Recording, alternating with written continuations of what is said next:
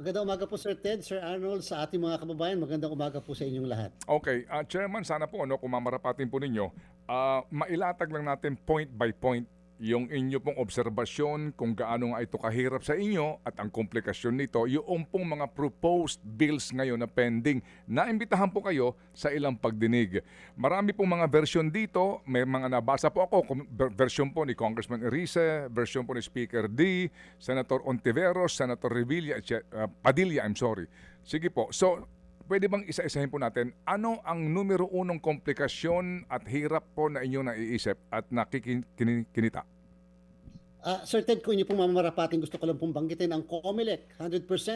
Sumusuporta tayo sa pagkakaroon ng isang anti-political dynasty na batas dito sa ating bansa. Yan po, Sir Ted, ay nakapaloob sa mismong saligang batas, Article 2, Section 26. Napakaliwanag po doon.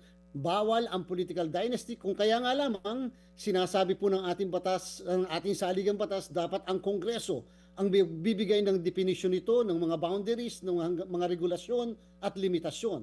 Ngayon po, 21 Sir Ted ang nakapending sa House of Representatives na panukalang batas, at sabi nyo nga po, no less than the son of the President ang nag-sponsor at nag-author po ng isa sa mga panukalang batas, kasama po ang ating buting Speaker of the House. Sa Senado naman po, 6 ang nakapending po dyan na panukalang batas. At syempre po, magkakaiba ang version, magkakaiba ang gusto po nilang patungkulan kung paano i-define ang political dynasty. Syempre po Sir Ted, hati-hatiin po natin para po hindi komplikado sa mga kababayan natin. Ang ibig sabihin ano bang degree daw o yung ng relasyon ang dapat na ipatupad natin sa political dynasty. Kung inyo pong mamarapatin, gusto kong banggitin, ang kauna-unahang anti-political dynasty sa bansa ay doon sa SK Reform Law.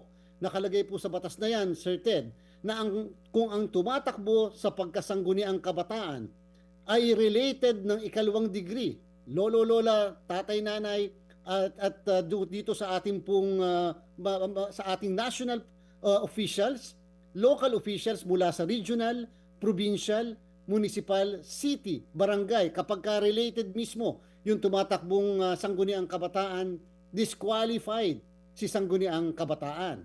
Sa ating pong Bangsamoro, meron na rin po silang nakalagay na anti-political dynasty.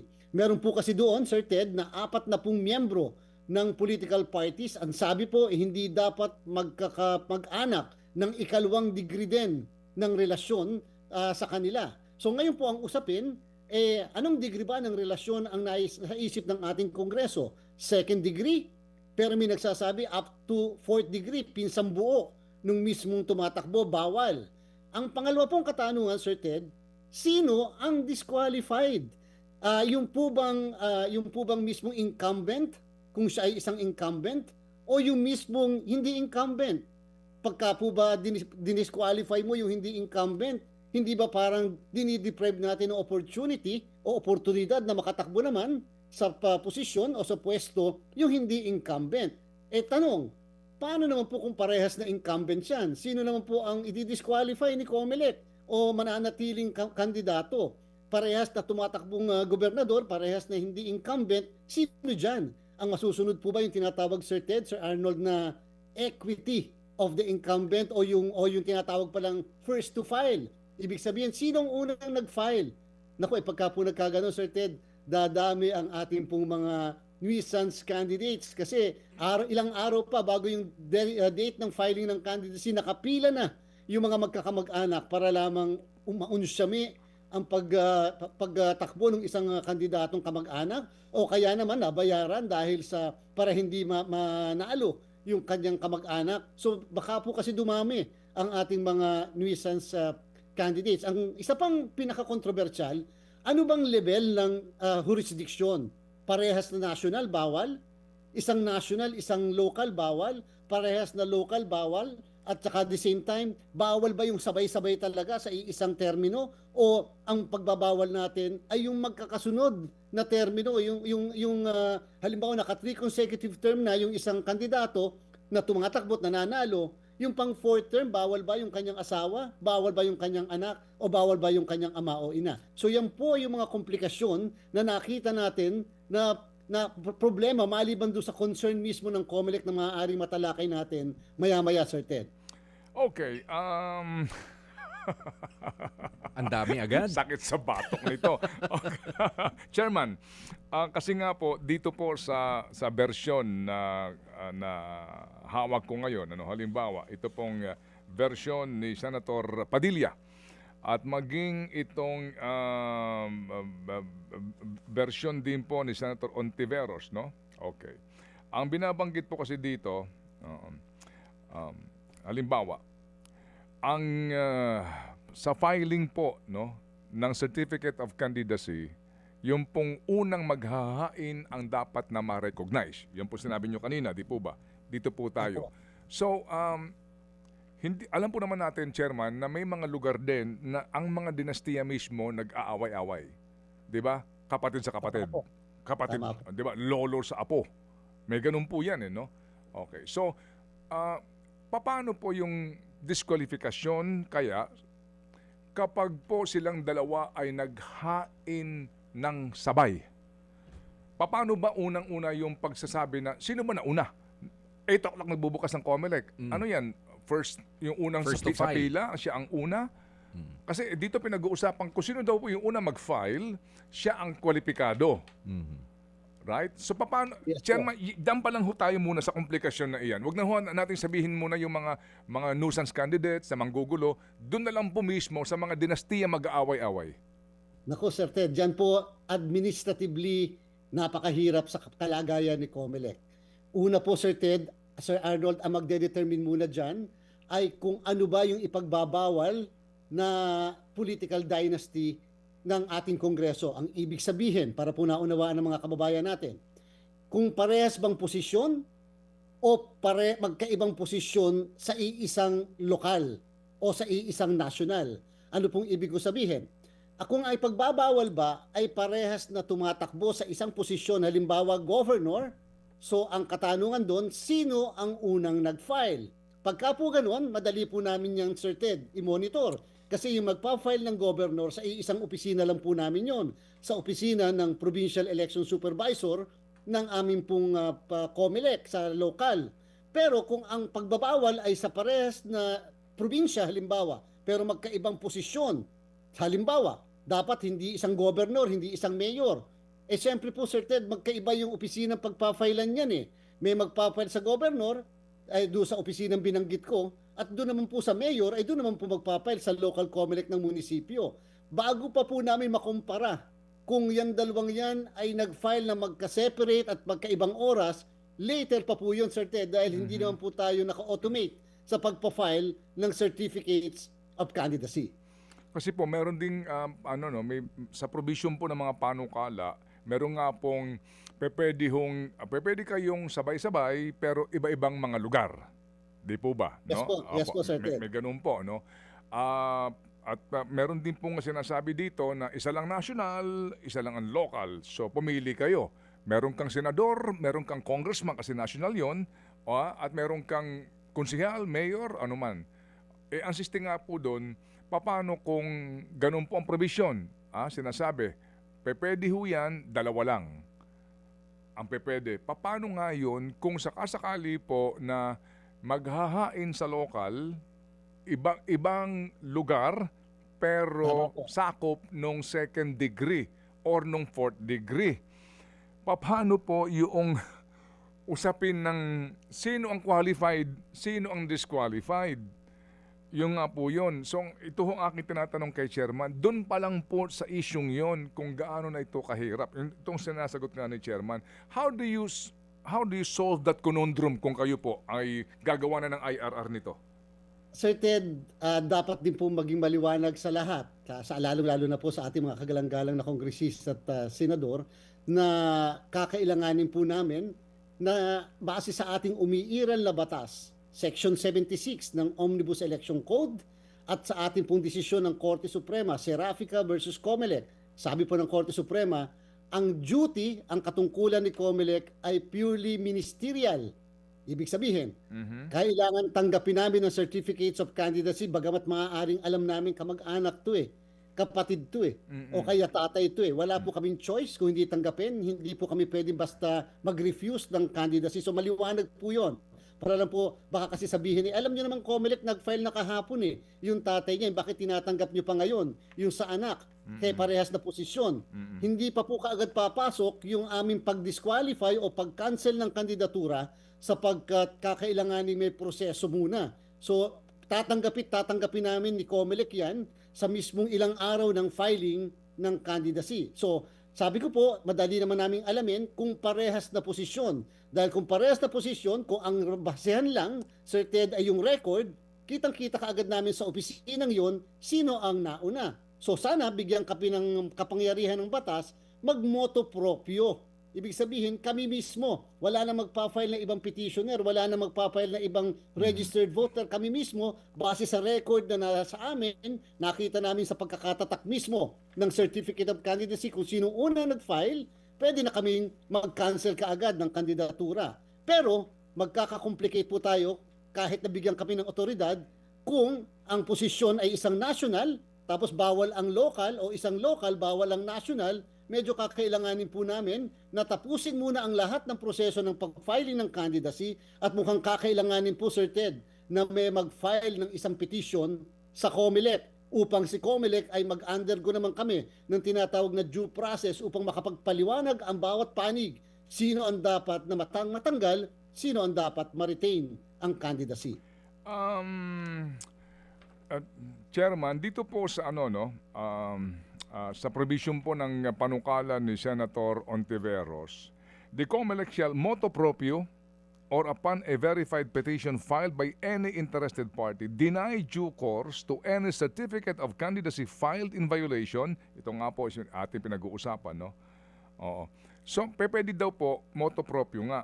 Pero ano po ang komplikasyon nito sa umiiral ho ba? Ito ho ba ay mag-aamyenda sa kasalukuyan nating Omnibus Election Code at doon sa jurisprudence po ng Supreme Court? Kasi po binabanggit din dito, no? The votes cast for the disqualified candidate, if any, shall not be counted and shall be deemed not counted, and neither shall such candidate be proclaimed nor allowed to assume office. Okay. Yan po, Sir Ted. Go ahead. Ito po ha, para naunawa at maganda po ito para mas maliwanag sa mga kababayan natin para po tayo makatulong sa diskursong ito. So, Sir Ted, meron din po tayong umiiral kasi na desisyon ng Korte Suprema na ilang beses niyong naitanong sa akin ni Ma'am DJ Chacha. Yung po yung desisyon ng Supreme Court sa kaso ng Peñera versus Comelec. Mukhang kinakailangan muna yan bago masagot yung katanungan niyo, Sir Ted, ay ayusin ng ating pong Kongreso. Anong sabi ng Peñera versus Comelec? Na kandidato lang ang isang nag-file ng kandidatura sa isang automated na halalan sa unang araw ng campaign period para po makuha natin ang ibig natin sabihin. Ibig sabihin, nag-file ka ng kandidatura ng 2027 October dahil ito yung automated election ng 2028. Sila po'y kandidato pa lamang, sabi ng Korte Suprema, sa Pebrero ng 2028 sa national position o sa Marso ng 2028 sa local na posisyon. So ang isang katanungan dyan, teka muna pala, kung sila pala'y hindi pa kandidato, nag-file ng kandidatura ang mag-ama sa iisang posisyon, ay sino pwede na bang mag-file kaagad? Ang kahit na sino, Comelec man, motu proprio, o yung isang registered voter ng diskwalifikasyon, ganung kandidato pa lang sila sa Pebrero or sa Marso. Kailan pala papasok ang diskwalifikasyon sa pagiging dynas o dynastiya? Sa mismong pag-file pa lang ng kandidatura o kapag ba sila ay nahalal na?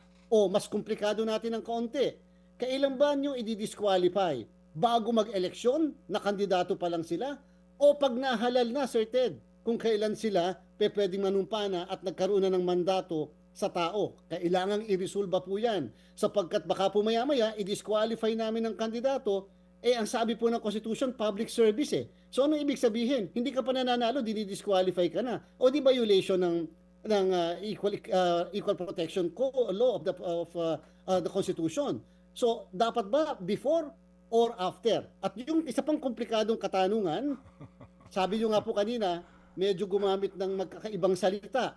disqualification ba ang dapat na i-file o cancellation ng kandidatura? Magkaiba po kasi ang epekto niyan. Ang isang kandidato na pinapa-disqualify, kunyari po siya ay na-disqualify, yan po, Sir Ted, ay hindi pwede pong mapalitan ang disqualified na kandidato. Samantalang ang isang kandidato na kansilado ang kanyang kandidatura, siya po ay hindi pwedeng mapalitan sapagkat siya ay nagsinungaling, sapagkat siya ay nanumpa na isang bagay na napatunayang hindi pala totoo. So nagsinungaling para parusahan, walang palitan. May period din po yung pagpa-file. Yung disqualification, pwedeng i-file anytime, Sir Ted, hanggang kahit araw ng eleksyon tanghali. Yung cancellation, 25 araw lang yan. Bago o pagkatapos mag-file ng candidacy, pwedeng ma-file. Pag hindi na, ay wala na, hindi na papayagang ma-file yung mismong kandidat, yung mismong disqualify o yung cancellation. Ang ibig sabihin po, Sir Ted, kinakailangan maging maliwanag, disqualification ba o kanselasyon? At the same time, before the election ba or after the election? At the same time, dapat baguhin yung probisyon ng ating batas at yung desisyon ng Korte Suprema na nagsasabing kandidato lamang sila pag sa unang araw ng kampanyahan at hindi yung pag-file pa ng candidacy. In other words, Chairman, dapat combo ito. Meron kang anti-dynasty bill plus itong amendment sa kasalukuyan pong omnibus election, itong ating automated election. Yes po, Sir Ted. Yung po yung pino-point out natin sa Senado at sa Kongreso nung tayo po'y dumalo sa pagdinig. Okay. Na hindi po pwedeng political dynasty lang sapagkat komplikado po, Sir Ted, ang ating sitwasyon dahil sure, may butas, magkakaroon ng butas and hindi rin po magiging effective yung political dynasty law na ating pong ipapatupad. Kasi nga po dito pag binasa mo mga kapatid, ang lahat ng bersyon ng panukala, yung IRR nito pauubaya sa COMELEC eh. Yung detalye po, kayo na ang gagawa. Doon pa lang po sa concern na iyo, meron ba ho kayo naiisip na kasi usually po, ang problema, yung IRR sinasabi na mali kasi iba yung intention na mismong batas, no? Doon pa lang po muna. Yes, Sir Ted. Sa atin po sa pagdinig po sinabi natin sana po wag ibigay kay COMELEC absolutely ang diskresyon sapagkat kami po tama po kayo IRR kinakailangan ito pagliliwanag lang ng nakalagay na sa ating batas. Hindi po pwedeng si COMELEC ay mag-intrude o ika nga tumapak sa kapangyarihan mismo ng Kongreso na parang kami ang gumagawa ng batas. So sana po ang sabi po natin, maliwanag na po sa batas para po kami ay kung paano na lang yung enforcement, yung administration, anong klaseng papel ang kinakailangan namin ipasubmit, ano yung mga forms na kinakailangan ipa-fill up, pero wag po kami bibigyan ng diskresyon. For example po, Sir Ted, nung atin pong ipinatupad yung political dynasty provision o anti-political dynasty provision ng ating pong SK Reform Law, yung para sa sangguniang kabataan, hindi po nilagay doon kung ano ang panunumpaan ng isang sangguniang kabataan na tumatakbo.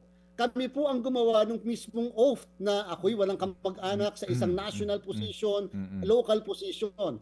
Sa amin pong palagay, yung mga oath na ganyan, kinakailangan nakalagay na mismo sa batas. Upang si COMELEC hindi mapagbintangan, may tumatapa kayo sa kapangyarihan ng Kongreso. Kasi po dyan po papasok yung nagsinungaling ba.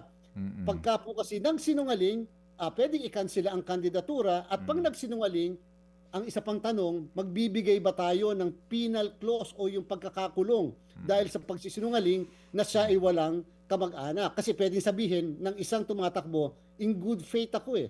Nung ako ay nag-fill up ng candidacy ko, hindi ko naman alam na tatakbo ang kapatid ko sa national position o sa isang position sa lokal na mababiolate namin ang political dynasty. Kasi nga po din dito sa mga panukalang ito, nakalagay din dito dapat yung kandidato ay manunumpa. Meron siyang oath nga na siya tumatakbo at wala ng iba na nakaupo o kaya po kasamang tumatakbo na paglabag sa anti-political dynasty law. Di po ba, Chairman? Kung nabasa po ninyo, ano po? Yes po, Sir Ted. And yun po yung sinasabi natin, bakit po sa local government code, yung panunumpa mismo ng isang nanalong kandidato sa lokal na posisyon na andoon sa local government code. Hindi po ba, hindi naman masama na si mismong batas, ilagay na natin ano ang panunumpaan nila upang hindi si COMELEC ang maglalagay. Baka po kasi yung mailagay namin na panunumpaan nila ay hindi pala yun ang intensyon ng Kongreso nung ginawa natin yung batas na yan. Opo, at maging question na naman po eventually nga sa hukuman. Well, ang dami ho kasi nga nito, no, baka ubusin pong ating buong magdamag dito kung pag-uusapan natin itong bawat detalye. Chairman, yung pong ating balota ngayon sa automated election system natin, ang printing nito kasama na yung pangalan ng kandidato. Hindi po ba? Yes po, Sir Ted. Opo, opo. Kung nag-file po tayo ng kandidatura ng October ng 2027, ang printing po ng balota namin ay Enero ng 2028. Ilang buwan lang magpiprint na ng balota. Aaminin ko po, Sir Ted, alam ko po yung pinupunto ng inyong preliminaries na yan. Kaya po ako, nakiusap ako sa Kongreso, kung ito po ipapatupad natin para sa 2028 election, ang sabi namin, ngayon po ay Pebrero na. Pagkatapos tayo po magpapatupad ng isang batas na talagang historic, kauna-unaan sa ating bansa, mukha pong kinakailangan bago matapos ang taon maipasa ang batas na yan dahil by next year preparasyon na para sa 2028 elections. Next po, kung magpapail po ng kandidatura, Sir Ted, ng Oktubre ng 2027, lumalabas po bago kami mag-print ng balota, libo ang tinanggap namin ng mga petisyon for cancellation ng candidacy dahil sila ay miyembro ng dinastiya. Kinakailangan po pala namin ma-resolve ng November, December bago mag-print ng balota. Talaga pong, Sir Ted, I will be very honest, hindi po namin kayang tapusin yung mismong pag-resolve ng mga kaso sapagkat yung ganitong klaseng kaso, Sir Ted, kakailanganin ng presentasyon ng ebidensya, lalo pa kung mas malawak ang degree ng relationship na ilalagay sa batas na hindi second degree, kung hindi halimbawa fourth degree. That's another complication, yung printing ng balot. Pwede bang maremedyohan yung balota na lang? Kung sakasakali po na manual na ho ba ang tingin doon kapag isusulat mo na yung pangalan ng kandidato? Wala nang pangalan na i-imprenta? Para lang ho, hindi tayo mangyari yung problema ho natin kasi nga sa balota dapat nandun na ho yung listahan ng kandidato dapat muna, kumbaga, yung nandun yung kandidato, lumusot na doon sa lahat ng protesta. Otherwise, nandun pa yung pangalan yan, baka iboto pa yan, magkaroon pa ng komplikasyon. Go ahead po, Chairman. Ted, sabi po ng batas natin, Republic Act 7166, ang eleksyon mula 2010 onwards ay dapat lahat automated election po tayo. Wala sa national and local election. And therefore, walang pagkakataon na ito ay gagawin pong manual na halalan, maliban na lang sa sangguniang kabataan at barangay election na mangyayari ngayong November 2. Ang ibig sabihin po, basta sinusulat na yung pangalan, hindi na po siya automated at kung hindi manual po yan. No choice po tayo sapagkat pag sinulat ang pangalan, hindi po tatanggapin ng makina yan. Ang tatanggapin ng makina, yung mga marka na nilagay natin, halimbawa shading o kaya tatak doon sa mismong balota po. And isipin niyo po, Sir Ted, pagdating po ng 2028 elections, ang estima ni COMELEC, mga 72 million ang ating pong botante. And therefore, no choice tayo kung hindi talagang i-pre-printed yung mga pangalan sa balota upang yung po yung mga pagpipilian ng mga kababayan natin. Yan po ang dahilan kung bakit natatandaan ng lahat. Mabilisan lang po. Nati-aro kami ng Supreme Court doon sa isang tao na dinisqualify namin dahil nuisance na nagpiprint na ang COMELEC ng 6 na bilyon na mga balota. So ibig sabihin, nag-ulit po kami ng printing muli, Sir Ted. Tayo po yung nasa ng Pebrero na noon nung mag-TRO po ang ating kataas-taasang hukuman. Yan po yung isang issue rin po na pinoproblema ni COMELEC. And therefore, Sir Ted, ang inyo pong punto kasi dapat i-resolve talaga sana ni COMELEC prior to the printing. Paano kung hindi po ma-resolve? Malalagay ang pangalan nung dynasty na yon o yung parte ng dynasty na yan, maiboboto. Ang problema, pag naiboto, i-claim ngayon nung kandidato na yan na may mandato na ako ng tao Vox Populi na to. Opo sinet aside na ng tao ang issue ng dinastiya, yung mismong batas binaliwala, dapat igalang na yung pagkakapanalo ko. Tapos Sir Ted, kahit pa po i-disqualify ni COMELEC ang mismong tao na yan after the election, dahil may jurisdiction pa si COMELEC lalo't local position, Sir Ted, may bagong desisyon ng Korte Suprema. Dito pa lang pong nakaraang taon, Mangungudato versus COMELEC, ang sabi ng Korte Suprema, wala nang distinksyon ang kanselasyon ng candidacy at diskwalifikasyon. Parehas ng effect niyan Pag kinansel ang candidacy o dinisqualify, ang uupo, hindi second placer, inabandona na po. Yung napakatagal ng second placer rule, ang uupo po, Sir Ted, succession. So kung halimbawa, si Mayor ay na-disqualify kahit nananalo, pero wala naman palang dynasty sa definisyon sa lokal, isang national at lokal lang, at ang nanalo yung asawa niyang vice mayor. Yung asawa niyang vice mayor pa rin na magiging mayor, Sir Ted. So parang nabaliwala rin po yung anti-political dynasty law natin. Okay, so alam niyo ho mga kapatid, ang basically po it's too complicated at hindi maaring madaliin. Yan po yan. Number one, di ba, Chairman George, no? Kinakailangan talagang dumaan sa masusing pag-aaral, pagbusisi. Ang sinasabi ng presidente nga kasi, siguro maganda ring optics na hindi, dapat by this next election, ito'y implemented na. By June, Anti-dynasty. dapat pasado na po ito. Ano po ang inyong panawagan ngayon sa lahat? With all due respect sa lahat po, ako gustong-gusto ko ito, ha? Noong pa ho natin ito advokasya. Pero studying the issue, kung ganun po kakomplikado ito, ano po ang inyong panawagan, Chairman? Pwede po natin pag-aralan yung tinatawag na transition period. Ibig sabihin, hindi po biglaan, dahan-dahan, at pwede po natin simulan muna sa second degree of relationship. Madaling makita, alam kung sino madi-disqualify, alam kung sinong matitira. At pwede po nating palabasin muna isang territorial jurisdiction at hindi muna natin ikomplika ng may national at local. Ibig sabihin po, pwede po naka-transition tayo. Ang importante, Sir Ted, makapagpasa tayo ng isang batas na nagbabawal ng dinastiya makatapos ang 39 na taon ng ating saligang batas. Nangangahulugan, tayo ay sumusunod sa mandato ng mamamayan na bawal ang dinastiya. Okay, so transition, that's one. And ano po sir, itong usapin po ng dapat may kaakibat itong amyenda sa ating pong automated election system law. Paano po yun? Para lang humaintindihan din po natin at makapanawagan tayo sa Kongreso. Maganda nga po, mauna na muna yung mga amendments na yan dahil hindi naman po ganun kalalaki yung mga amendment na yan. Mabago na kaagad natin para kung sakaling maipasa na natin kahit na latter part of this year, yung anti-political dynasty, handa na po tayo dahil naisusog na natin, naihanda na natin ang tamang daan para po dyan sa pagkakaroon ng isang political dynasty na batas sa ating bansa. Okay, so again, kung ito po ipipilit at ipipilit, kayo na po magbabala ngayon, Chairman. Sa atin naman po medyo na, huwag niyo pong bibigyan ng sobrang kapangyarihan si COMELEC. It should be brief, broad, definite. Upang walang diskresyon si COMELEC sa pagpapatupad po nito, upang hindi maging dahilan na ang aming pang IRR ang matitiaro at madideclare na unconstitutional. Pag po na-declare ang unconstitutional ang aming IRR, hindi rin po maipapatupad yung ating pong napakagandang batas na ganyan. Opo. Magandang case study rito ito ngayon. With all due respect sa mga nakaupo ngayon sa Senado, sino nga ang madi-disqualify? Halimbawa, Mark Villar and Camille. Si Camille kaka-elect lang. Alright? So, re-electionist si Mark. Tama? Tama. Eh kung isa lang, si Senator Raffy, re-electionist. At si Senator Erwin Erwin. ngayon na nakaupo. Si, hindi ko alam, sa Cayetano. Tama? Sa Cayetano siblings. Yeah. Right. So, ang tanong dyan is, kung isa lang sa national, sino disqualified? Ay yung re-electionista. Dapat iklaro po yun sa batas. Ganun po ba yun?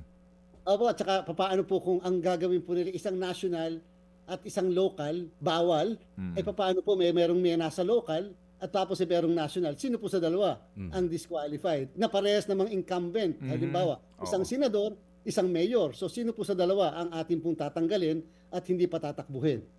Aha. O kaya po naman kasi ang turing po sa Congress ay national, hindi po ba? It's a national position. Congress, hindi yan local. Yes po, national po siya. Although sa local government code, technically, siya po ay, kahit sa Omnibus Election Code, ang treatment sa kanya ay local. Kaya po sila, ang start ng campaign period sa miyembro ng House of Representatives, Sir Ted, ay 45 araw before the election. Sa national kasi, 70 araw before the election. Okay. Sige po, sa may tanong ko ba, Kahit- Arnold, go ahead. Chairman, kahit ho talagang sumakit ang ulo ko, no, dun sa mga komplikasyon, eto na lang ho ang tanong para sa mga simpleng taong nakikinig ngayon, meron po ba talagang ample time pa? Ano po ang latest month, year na kung maipapasa itong anti-political dynasty law na makakapaghanda ng maalwan ang COMELEC? Basta po maipasa yan before the end of the year, makakapaghanda po kami ng maalwa naman, Sir Arnold. Ang importante mula Enero hanggang bago mag-file ng candidacy, malawakan pong voters education. Hindi po kinakailangan ang mga tatakbo lang, mga nakakaalam. Kinakailangan mga mamamayan, alam din kung bakit at paano at ano ang magkakaroon natin pagka po nag-file ng kandidatura. Dapat po conscious tayo, nasa kaisipan at kalooban natin na kaya pala may political dynasty, ay yun ang kadahilanan, and therefore, aware din tayo na kung makakatakbo yung taong yan, mababiolate ang political dynasty.